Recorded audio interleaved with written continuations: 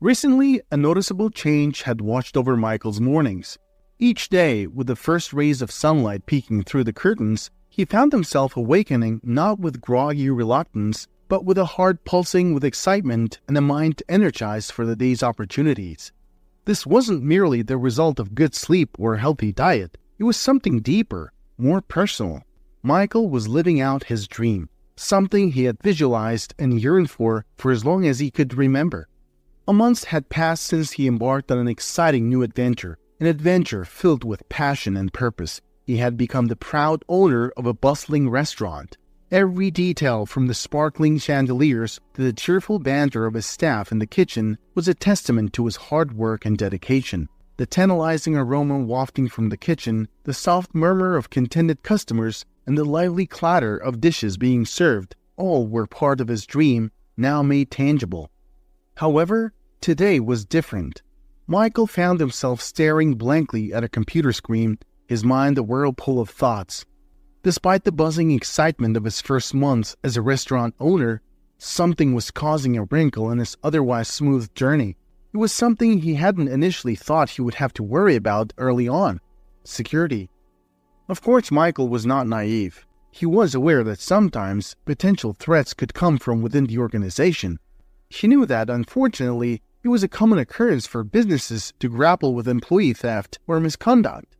However, this was something Michael absolutely couldn't afford. His restaurant was still in its infancy, an important time when each decision could either propel it forward or potentially derail his hard-earned progress. Just as things seemed to be unfolding even better than his initial plans, an unsettling discovery made his stomach churn with unease. There he was, sitting in front of his computer, poring over security footage that featured one of his employees, a young dishwasher girl, awkwardly lugging a suspiciously large bag towards the exit. It was an unexpected sight that raised alarms in his mind. What made it more disconcerting was the timing. It had been merely 3 days since he had installed the security cameras in the restaurant, a decision that now seemed more prudent than he had ever anticipated. Indeed, Michael's intention had never been to catch anyone in the act of wrongdoing. He was simply checking the new security system, testing out the memory capacity, and assessing the camera's performance. He wasn't naturally suspicious or mistrustful of people. In fact, he had always believed in the goodness of his staff, and he preferred to foster a sense of trust within his team. As Michael continued to stare at the footage, a wave of troubling thoughts began to creep into his mind. What if she's been doing this since the very start? He asked himself, the question planting seeds of doubt that started to grow, tinging his previous optimism with suspicion. With a sense of resolve, he stood up from his chair. It was clear to him that if there was indeed theft occurring within his business, it needed to be addressed immediately. Such actions could not be tolerated, and the issue needed to be nipped in the bud before it grew any bigger. However, as he prepared to confront the situation, a pang of hesitation slowed his steps. The dishwasher girl was just a kid, really. Her youthful face and seemingly innocent demeanor didn't align with his mental image of a thief. Yet as he grappled with this thought, another insidious one crept in. What if she was exceptionally good at this? What if this innocent facade was merely a disguise, cleverly concealing her true intentions? In 30 minutes, the restaurant was slated to close its doors for the night. As was their routine, the manager and the young dishwasher were always the last to leave. The restaurant had a unique setup, a back door that could only be locked from the inside. The dishwasher typically made her exit through this door, after which the manager would secure it from the inside and then leave through the main entrance. Michael, sitting at home a few blocks away from the restaurant, had access to the security footage remotely. His mind wrestling with the troubling discovery, he made a snap decision. He would take the short 7-minute drive to the restaurant and observe the situation firsthand. It wasn't something he was comfortable with, this feeling of spying on his employees, but he felt it was necessary to confirm his suspicions. He quickly slipped into his car and drove to a parking spot within sight of the restaurant. Nestled in the shadows, he waited with bated breath. Any minute now, the dishwasher girl would walk out the back door. In the back of the restaurant, Irene, the young dishwasher, carefully adjusted the little bonnet on a tiny head. "Look at you, cutie pie. You are a really good girl today. Hang in there, baby. Mommy will take you out soon," she whispered, her voice brimming with love and a touch of exhaustion. Ensuring that everything was perfect, Irene double-checked the contents of the bag. A hole had been skillfully made in the bag to allow fresh air in, ensuring that the little one inside would not be deprived of any oxygen. Little Angela was nestled comfortably inside, her innocent face serene, oblivious to the world outside. Having been fed just 20 minutes ago, Irene knew that Angela would soon drift off into a peaceful sleep. As a young single mother struggling to balance work and care for her infant, Irene had no choice but to bring Angela to her workplace. She had crafted this makeshift cradle, discreetly tucked inside a large bag, to ensure that Angela was safe and comfortable while she worked. Irene was well aware that her current arrangement was far from ideal and unsustainable in the long run. The risks were high, and the consequences could be severe if anyone were to discover her secret. It could potentially lead to her losing custody of Angela, a thought that filled her heart with a terror she couldn't bear to contemplate. But desperation had left her with little choice. As a single mother with limited support, she had to make do with what she had. The lack of affordable childcare and her precarious financial situation had driven her to make this drastic choice. Irene might have sidestepped this precarious situation if she had sought child support or pursued financial aid programs designed to help single parents. These could have possibly provided her with the resources she needed to ensure proper childcare for Angela, allowing her to focus on her work without worry. However, a singular incident in her past had made her abandon these options. A bitter experience had left her wary, and as a result, she had made the conscious decision to face her struggles alone. Driven to desperation, Irene had once attempted to apply for food stamps. She could still recall that day vividly. Standing in line outside the office where such applications were processed, she had been vulnerable and nervous. As she stood there, a couple strolling past caught her attention. Their conversation floated to her on the wind. "These people are draining taxpayer money." The judgment in their tone was as sharp as a knife, slicing through her hopes, leaving her feeling small and ashamed. She remembered looking down at the ground, her cheeks burning with embarrassment. When she dared to glance up, the couple was looking at her with such scorn and contempt that it felt like a physical blow. As her turn to apply for the assistance neared, the couple's words echoed in her ears, each repetition growing louder and more venomous.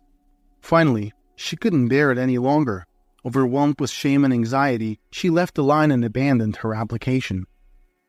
Irene's personal resources were dwindling rapidly. The baby formula and diapers, not to mention the rent, were rapidly depleting her meager savings. When it seemed like she was teetering on the edge of financial ruin, a glimmer of hope appeared. She heard about a new restaurant in town that was hiring staff. During the job interview, her mind was a whirlwind of anxiety and uncertainty. How was she going to balance work and childcare? The job was essential. She couldn't afford to turn it down. However, her childcare options were severely limited. Her next-door neighbor had been kind enough to offer babysitting services, but it was only for 2 days a week and came with the condition of Irene cleaning her house as compensation. The first time Irene laid eyes on the dishwashing area, a wild thought sparked in her mind. The idea was audacious, rife with risk, and seemed utterly unrealistic. The thought of it caused a swell of anxiety within her, but with her back against the wall, she felt she had nothing to lose. When Irene started working at the restaurant, Angela was just 1 month old. She was a calm baby, content and quiet, which played in Irene's favor. The baby would stay tucked away in the corner of a seldom-used dish storage room. It was a well-lit space with just enough room for a tiny makeshift cradle. Irene went to great lengths to ensure the area was clean and free from dust. It was a desperate plan, born out of sheer necessity, and every day Irene lived with the fear of discovery. But for the time being, it seemed to be working. Little Angela was safe, and Irene could keep her job. Irene's life had been marked by hardship from an early age. She had lost her parents in a car accident when she was only 4 years old. The depth of this loss didn't really hit her until she was about 10, by which time the harsh reality of her orphanhood had set in. In the immediate aftermath of the tragedy, her grandmother, her mother's mother, had stepped in to care for her. Irene's grandmother was a woman of a somewhat romantic nature. Mundane tasks such as housework didn't really concern her, and so Irene learned to be self-reliant from a young age. She grew accustomed to managing all the household chores on her own, a skill that would serve her well in later life. As her grandmother aged and grew increasingly frail, Irene found herself wrestling with the dual challenges of managing her studies and caring for her loved one. Fortunately, their neighbors, the Hathleys, were often a welcome presence, stepping in to provide care for the ailing elderly woman. Suffering from their own bouts of loneliness, they cherished the opportunity to engage with others.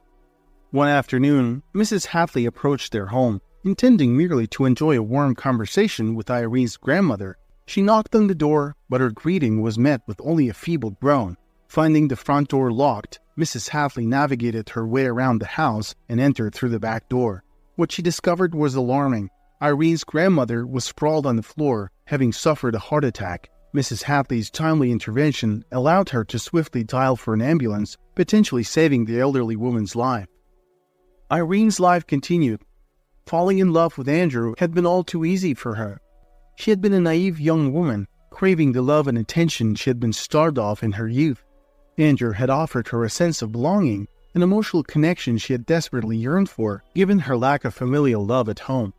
When her grandma passed away, she offered Andrew to move in with her. He was happy to accept the offer, but when she discovered she was pregnant and shared the news with Andrew, his reaction was the last thing she had expected. He disappeared. He stopped responding to her texts, ignored her calls, and never returned home. Irene was left alone, pregnant, and confused. She had loved Andrew, or at least she believed she had. In hindsight, she wasn't even sure what love truly was. She was still figuring it out. All she knew was that she had truly wanted to build a life with him, to raise their child together, but Andrew's disappearance shattered that dream. As weeks turned into a month and Andrew still didn't show up, reality started to sink in for Irene. She was pregnant and she would have to face this situation alone. It was a daunting realization, bringing with it a deep sense of betrayal and disappointment. She had made a significant mistake, trusted the wrong person, and now she was paying the price. In those challenging moments, Irene made a resolution. She decided she would never allow herself to be put in such a vulnerable position again. She would be stronger, wiser, and more cautious.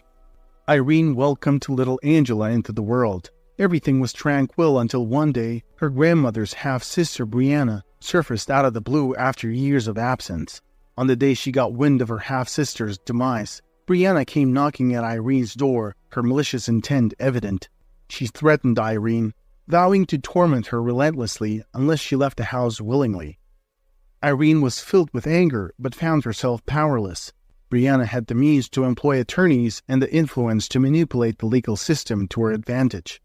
Irene, however, had nothing but her tenacity and her newborn daughter's well-being to consider.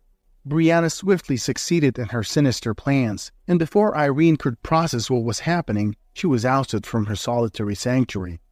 The Hatleys extended their protection to Irene, yet their goodwill was met with hostility from Brianna, who issued menacing threats, cautioning them to avoid meddling in others' affairs or face consequences.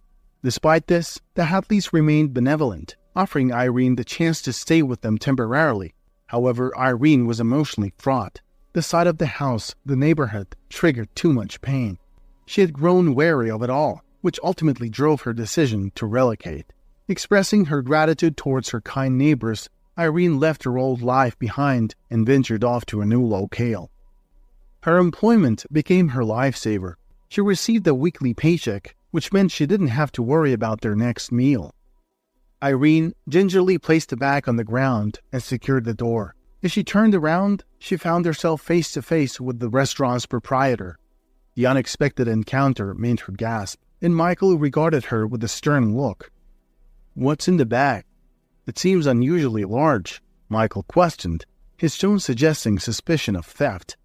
Irene shielded the bag with her body. "It's not what you're thinking, sir. I haven't stolen anything." At this, Michael smirked, only to become serious a moment later.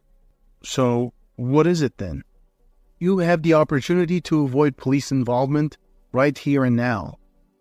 Irene exhaled a weary sigh. It seemed her plan had been short-lived, and to make matters worse, little Angela began to stir. She settled down, unzipped the bag, and Michael's breath hitched in shock. "What in the world? Is that your baby?" After a beat, he added, "Have you been bringing your baby to work?" Irene barely registered Michael's questions. She tenderly lifted the baby and cradled her in her arms. Michael looked the other way. He was clearly expecting something else entirely. "Aw, come on, man. I wish you were stealing instead," Michael lamented, looking at the little baby. "Why on earth were you bringing your baby to work? You could get me sued for that." Irene looked at Michael a bit frightened, and her eyes pleading. "I'm so sorry, sir. I just had no other choice." She waited a moment and continued. "Are you going to fire me?" What? No, I mean, I'm not certain yet. I'm not sure if that's..." Michael looked around, glancing at his wristwatch. "Listen, stand up. Do you need a lift home? Let's get out of here before people see us." "There's really no need. I live quite nearby, just a few blocks away." "All right, let me help you with your bag at least." Michael's suspicions collapsed utterly. He was completely taken aback by the revelation that Irene had been bringing her baby to work. The shock of realizing the extent of desperation that could lead someone to such measures, unable to afford even basic childcare, spoke volumes about Irene's predicament. They walked and soon approached the small mobile home. Michael wasn't really thinking of saying goodbye right away. He waited till she unlocked the door and walked in. Irene took the baby and looked at Michael silently. "Thank you, sir. Thank you so much." "Hey, can I get a glass of water, please?" Michael interrupted quickly. "Sure. Will tap water be okay? I don't have bottled water." "It's okay. I'll take whatever you got." Irene made her way to fetch the water, thoughts whirling in her mind. She pondered if Michael would allow her to retain her job and continue bringing Angela along. Yet she quickly dismissed the thought, presuming the likelihood of such an outcome to be rather slim. She returned, handing Michael a glass of water, and then went on to change Angela's diaper. Michael stood on the porch, sipping the water, his mind teeming with confusion.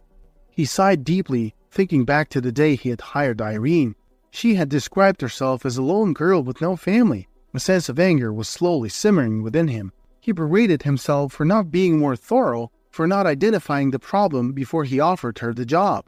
He wasn't avaricious or heartless. He was simply dealing with too many responsibilities, and this was an issue he hadn't anticipated. Yet he realized he couldn't just turn a blind eye to Irene's plight. The situation evoked memories of Michael's own difficult childhood. Raised by alcoholic parents, he was removed from his home at the tender age of 13 and placed in foster care. He often found himself wondering about the trajectory his life would have taken had he not been taken from his parents. Sometimes he considered the possibility that he might have ended up mirroring their struggles. As Michael got older, he started harboring hate towards his biological parents for ruining his childhood because of their drinking problem. He didn't want to have anything with them. As he drained the last drops from the glass, the multitude of tasks awaiting him at the restaurant came flooding back to him. He had the urge to simply turn on his heel and leave. He felt certain that after the revelation, Irene probably wouldn't return to work anyway. He placed the glass on the porch and began to stride away. As Irene finished changing Angela's diaper, she emerged and saw Michael walking off. Irene considered reaching out to Michael, pleading for him to allow her to keep her job despite the circumstances, but as she thought about it, she realized that Michael had already done so much for her. Any other employer might have reprimanded her harshly or even levied fines for her actions. With a heavy heart, she walked back inside, collapsing onto the worn-out sofa. It felt like her world had come crashing down once more. A creeping sense of panic began to settle in, a familiar foe that she had grappled with many times before. Everything was back to square one. She needed to find a solution, and fast. Her mind whirred with thoughts as she tried to figure out what to do next. She needed to find someone reliable to care for Angela because she couldn't risk bringing her to work anymore. The discovery of her secret had laid bare the risks involved, and she knew she couldn't afford to gamble with her baby's well-being. As Michael strolled through the mobile home park, he noticed an elderly lady eyeing him with a stern gaze. He attempted to break the tension with a friendly smile, but her expression remained unchanged. "Is that girl your girlfriend?" the lady called out from a distance. Taken aback, Michael responded, "Pardon me?" "I asked, are you dating that young lady?" she repeated, pointing towards Irene's home. "No, ma'am. I just helped her with her bag," Michael clarified, a hint of confusion in his voice. So you're a stranger to her," the lady noted, her gaze returning to her flower bed. "Just thought you should know. She's getting evicted if she doesn't pay her rent soon." Michael's stride slowed, and after a few steps, he halted altogether. He felt a sudden urge to know more, to understand Irene's situation better. He walked over to the lady, who was now engrossed in watering her flowers, and engaged her in conversation. The lady shared that Irene had moved in about 3 months ago. As a gesture of goodwill, she had offered Irene a slight discount on the rent, under the condition that she would pay every 2 weeks. That was their agreement, she explained. Michael bid the lady goodbye and returned home. He hoped to leave the day's events behind and get some sleep, but rest eluded him. As he tossed and turned in bed, his thoughts kept returning to Irene and her plight. Eventually, he gave up trying to sleep. He rose from his bed and found himself checking the security footage again. As he fast-forwarded to the end of the previous day's footage, he saw Irene exiting the restaurant carrying her baby in a small plastic bag. She waited outside for nearly 20 minutes, puzzling Michael with her actions. Finally, a man appeared, shabbily dressed and sporting a backpack. He took the plastic bag from Irene and stowed it in his backpack. After a brief hug, they parted ways. The following day, Michael drove to Irene's home, hoping to speak with her. However, the house was empty. He then decided to speak with her landlord again. The landlord informed Michael that Irene had come by the previous night, hinting that she might be moving out soon.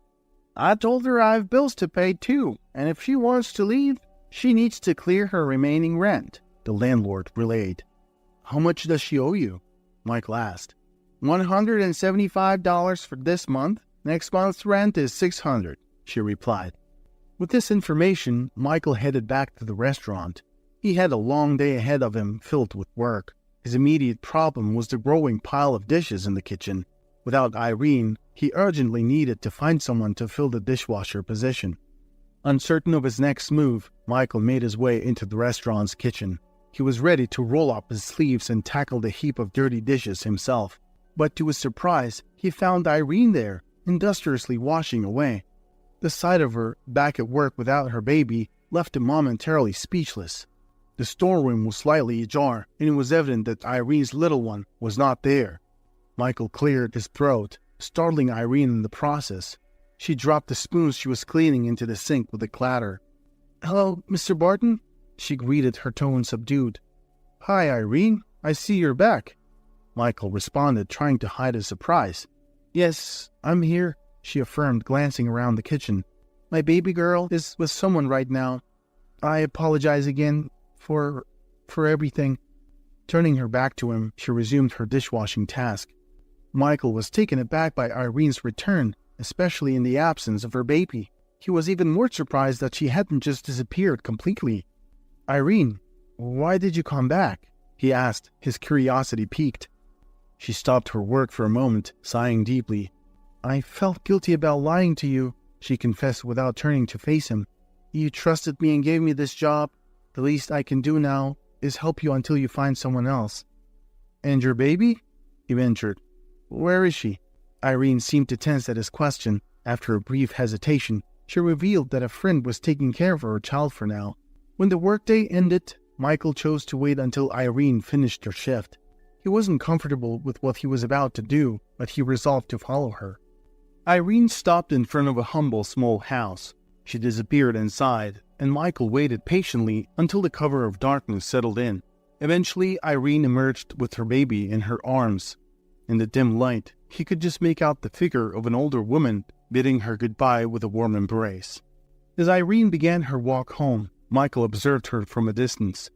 She was engaged in a lively conversation with her infant, a radiant smile on her face. Despite the countless difficulties this young woman faced, she never failed to show unwavering affection for her child. Judging from her steady stride and lack of effort to hail a taxi, Michael surmised that Irene intended to walk the entire distance back to her home. Watching her carry her baby in her arms all that way was more than he could bear. He decided to intervene. Pulling his car up alongside her, he stepped out, guilt written all over his face. "Irene, I apologize, but I've been following you since you left the restaurant," he confessed, his voice filled with remorse. "Could I please offer you a ride home?" Taken aback, Irene looked at him uncertainly for a moment before she began to approach his vehicle. Seeing her relent, he quickly opened the back door for her, offering a reassuring smile. The car ride was silent at first, the atmosphere heavy with unspoken words. Deciding to break the silence, Michael ventured a question. "How do you manage to hold everything together, Irene?" "What do you mean?" she asked, her voice soft. "I noticed you earlier smiling and showering your daughter with so much love," he explained. "Well," she began, her voice barely above a whisper, "I wasn't always like this. There were times when I considered giving her up." "And what stopped you?" Michael asked, intrigued by her honesty. "Some kind people," Irene responded simply. "The ones who babysat little Angela today?" Michael asked, to which Irene nodded in confirmation. "Listen, Irene," he began, his tone earnest. "You don't need to come to work if there is no one to take care of your baby. You don't owe me anything, okay?" When they arrived at Irene's home, Michael reached into his pocket and offered her a handful of cash. "It's not a lot," he confessed. "I've invested heavily in the restaurant, but please accept this." That night, as Michael returned to his own home, he felt an unusual tug at his heart. He struggled to convince himself that he wasn't developing feelings for Irene, that he wasn't falling for her. Yet a strange sense of nostalgia persisted, a feeling he couldn't quite put into words. As he had suggested, Irene didn't show up for work the next day. To fill the gap, Michael quickly found a replacement. One of the waiters managed to find an older woman who could step in for the time being. Life resumed its normal course. Michael found himself engrossed in managing the restaurant. With time, it seemed to him that he was gradually forgetting about Irene and was able to fully focus on his business again. He rationalized his past actions towards her, convincing himself that he hadn't treated her poorly and that he had even helped her financially. He wanted to believe that his actions hadn't worsened her situation in any way. The restaurant wasn't faring well. He had overestimated his resources, and money was draining away at an alarming rate. He kept hoping for an influx of customers, but to his disappointment, the restaurant remained quiet. Panicked, he started considering the grim possibility of having to close down if the situation didn't improve soon. Everything began to change a week later. One evening, a large family walked into the restaurant, requesting 4 tables be joined to accommodate their sizable party. Overjoyed, Michael promptly had his staff arrange the tables. The same evening, an unexpected surge of about 20 additional customers made their way to the restaurant. The following evening proved to be an overwhelming rush for the restaurant staff, but in the best possible way. Customers were streaming in non-stop. Within a span of 5 days, Michael's restaurant had managed to generate revenue equivalent to what he had spent to sustain it over the previous 2 months. He was utterly baffled by the sudden turn of events. Wanting to understand the reason behind the surprising influx of customers, he instructed his waitstaff to inquire about how they'd come to know about the restaurant. One of the customers said, "I was stopped at a traffic light and noticed a homeless man holding up a sign that read, 'If you want to help me, visit Michael's.' I might not have paid it much heed, but when I spotted another lady a few blocks away holding up the exact same sign, I got curious. I stopped to ask her about the sign, and all she said was, 'Ask Irene.'" Upon hearing this revelation from the waiter, Michael made an immediate beeline for Irene's house. As he pulled up, he noticed her sitting on the front porch, talking to her little baby. He exited his car and walked up to them. "Hello, Mr. Barton. What brings you here?" Irene was visibly surprised to see him standing before her house.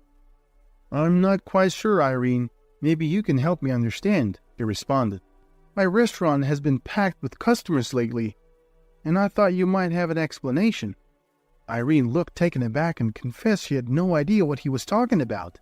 "There are people advertising my restaurant all around town," he revealed. Suddenly, the pieces fell into place for Irene.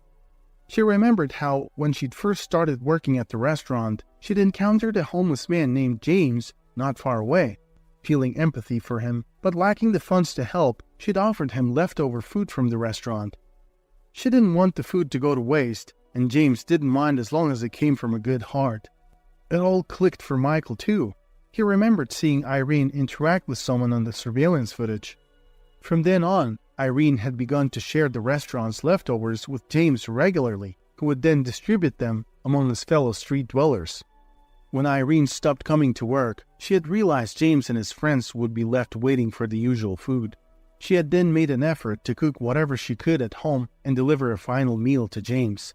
When she informed him that she wouldn't be able to continue bringing food, he'd expressed his gratitude and asked if there was anything he could do for her in return.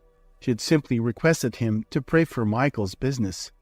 As it turned out, James had rallied all his friends and come up with the idea to promote Michael's restaurant around town.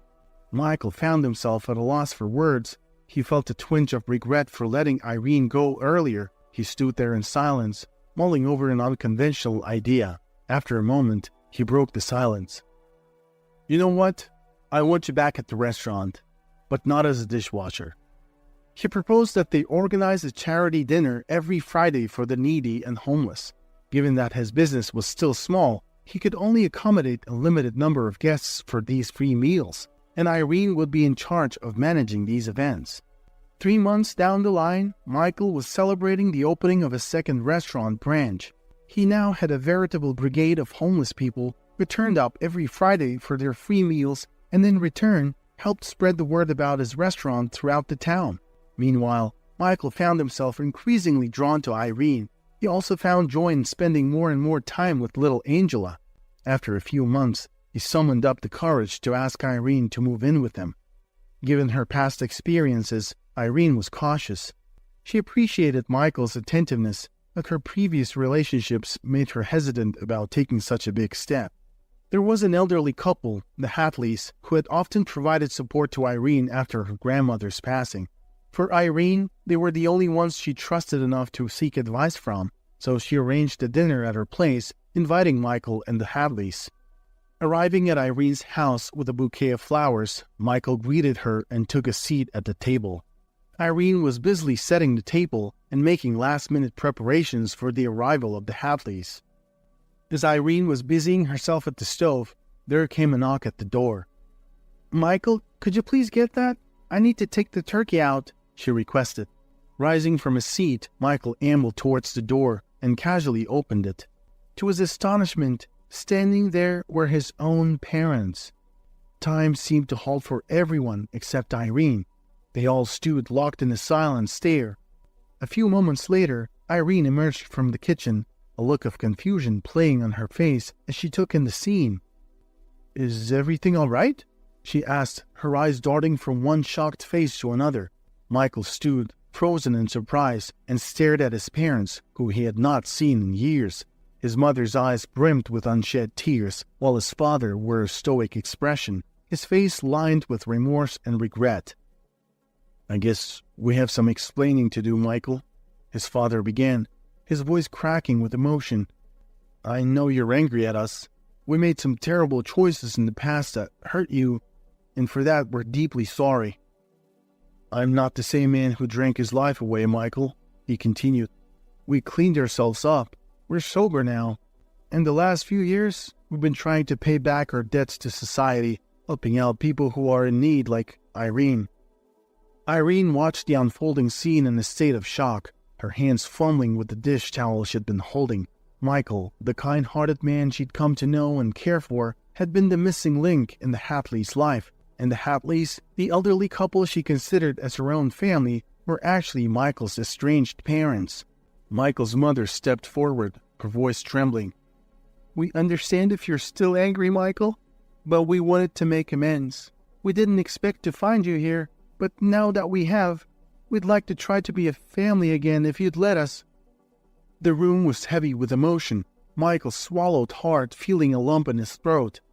His mind was whirling with a mixture of emotions. He looked at Irene, then at Angela, and finally back at his parents. "You don't get to walk back into my life just because you've turned yours around," Michael said, his voice barely above a whisper. But then he sighed. "However, you've done good by Irene and her daughter. And if they trust you, I guess I can give you another chance." She smiled at Michael and the Hatleys, and it was a radiant smile, a smile of love, gratitude, and hope. I can't believe it," she managed to say through her tears. "You're all a family, and we're part of it. This is more than I could ever wished for." The relief that flooded his mother's face was immeasurable. She reached out to hold her son, who after a moment's hesitation stepped into her arms. As the night deepened, the newfound family shared stories of the years they had missed, forging bonds and healing old wounds. Michael and his parents slowly rebuilt their relationship, and Irene found a home for herself and Angela and the family. And so, a new chapter began for all of them, one filled with hope, forgiveness,